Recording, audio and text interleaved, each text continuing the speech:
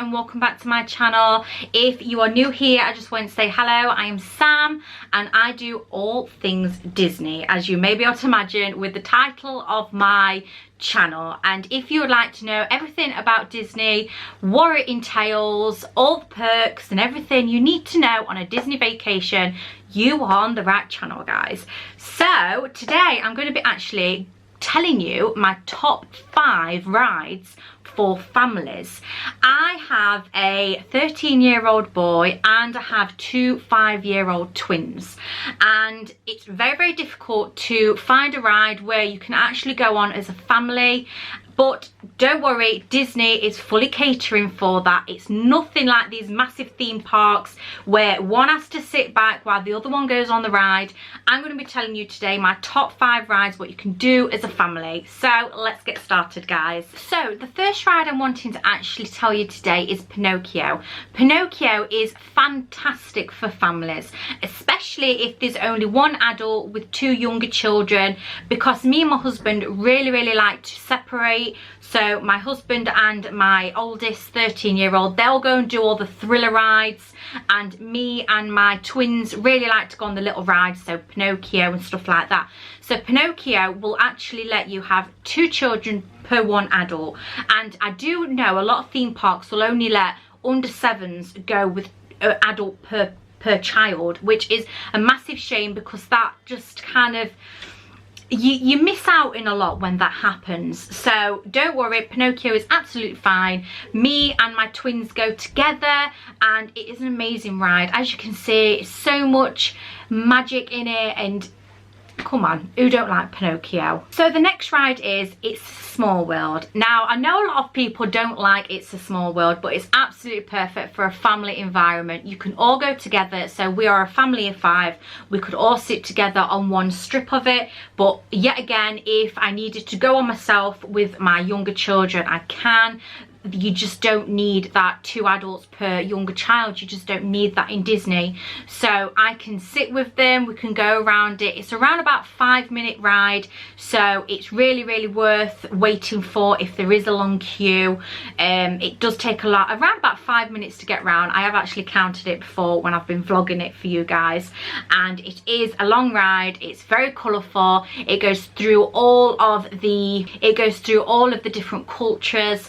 It goes through all the different countries, and it's just amazing. The environment, it's really loud in there as well. So if you have got autistic children like myself, then some earmuffs probably will be something I would recommend, because it can be very loud, very overwhelming, and if you have got autistic children, then that is something to think about as well. But I just thought I'd bring that up because it's all about families, and I really want you to get the best out of your stay. So the next one is Snow White and the 7 Dwarfs. This one is just as you enter into the castle, and it's the first one on the left, and it is absolutely amazing. I just love it so much.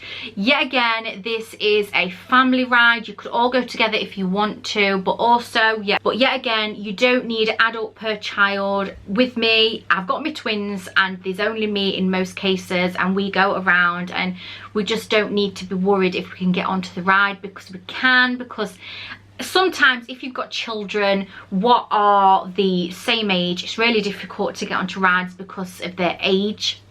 But this is absolutely perfect. It is around about 2-minute ride. It is really magical. It tells you all through the story. As you can see, it is just incredible, guys. And it's one of those where it's worth waiting for, because it's not the most longish ride, but you get the most benefits out of it.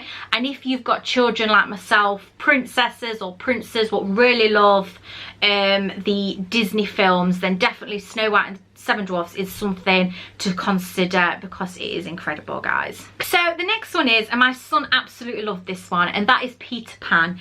Peter Pan is just one of my childhood favourites. I love it so much. But like I said before, this is very family orientated. You could go on as a family or separate if you need to. There is no trying to battle with the queues or anything, but the queues can get very long for it, because it is a very popular ride. But because it's around about, I want to say around about 2.5 to 3 minutes long, I think it's around about that, but it's really enjoyable. You feel like you've flying. It's just incredible, guys. So definitely that is one of my top entertainment ones. I love it so much. And the last one is, and I love this one, it is so family orientated, and this is Mad Hatter's Teacups. I know when you think of Disney, you think of the teacup ride and all it has to entail, and it's one of my favourites. As a grown adult, I love it so much. But as you can see, it is fun, colourful, family orientated. We're a family of 5, so we're able to go into one cup itself. It's amazing, guys. It's one of my favourites. Yet again, it can get very, very busy. The queues can get very, very long. But what I found recently is if the queues are not that long because of the pandemic and stuff like that, that if you ask a member of staff, they will let you stay on for a second ride. And I went on a Disney trip last year, and because it was through the pandemic, the queues was literally nothing. And we ended up staying 3 times on that ride, and it was incredible. I was a bit dizzy after, but it was so magical, so much fun. And yet again, if you are going solo with children, you can get on that, and you don't have to have multiple adults on so many children. So that's really, really good, and it's incredible, guys. I love it. So guys, they was my top 5 rides for very family orientated rides. I know there is a lot more entertainment wise, there's a lot more thriller rides, and I will get onto them in a later video, but I really, really wanted to give you my top 5 rides for if you are family with young children, because sometimes when you go into a theme park, it can be really difficult to get on those rides when you have got children with all different ages, and you just cannot, there's not multiples of adults sometimes, so you really need to know on what rides you can and what you can't go on. And definitely I hope this has helped you today on giving you some little tips on what is actually good and what you can actually go on when the Disney rides and stuff like that. But there is a lot more rides you can go on with children, but I thought I'd give you my top 5 what we adore as a family, so you hopefully can get some pointers out of it. So guys, that's it for me today. I really, really hope you enjoyed it, and if you did, please consider subscribing to my channel, and you will know everything you need to know at the time that your trip comes. And I hope that you can get some tips from me along the way.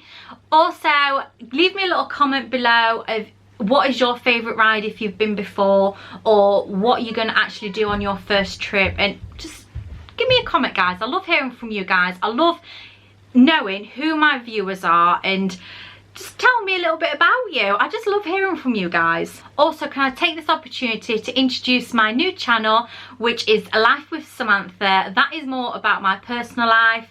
I'll be doing hauls, I'll be doing financial advice, I'll be doing so much more on there. So the link to my other channel is going to be in the description, and that's going to be more about my personal life than Disney, because this is my Disney fulfilled channel, and I want to keep it that way. And I just love doing this content for you. It is amazing, and I cannot wait to get back to those parks so I can start vlogging it again for you.